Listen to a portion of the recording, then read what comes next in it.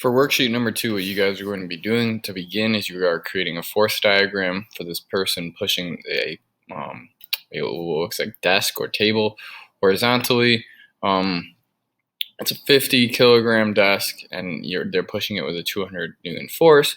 The desk does not move. So they tell you a little bit about the motion, and they tell you the mass of the desk.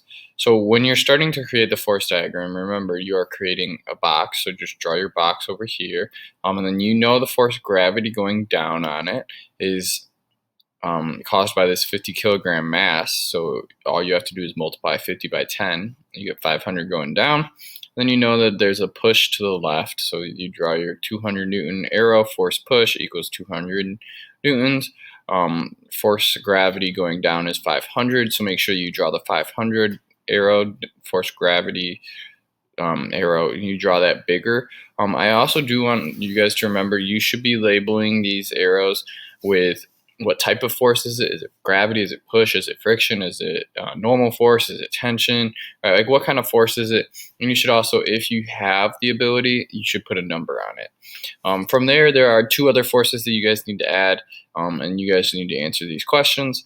Then you're going to move on to the questions that are asking you guys about these spheres that are dangling from this rope, and then there's another question where you again have spheres on ropes, and then finally force diagrams for this box on an object.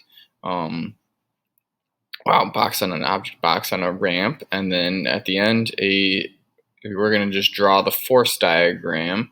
We're not going to be able to calculate that force tension, but we're just going to calculate or draw the force diagram for this one.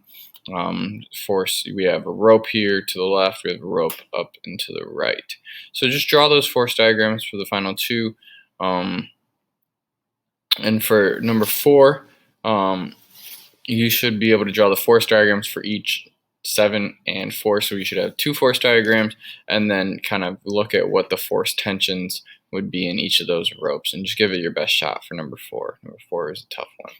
So hopefully that helps explain what we're doing in this assignment. Have a good one.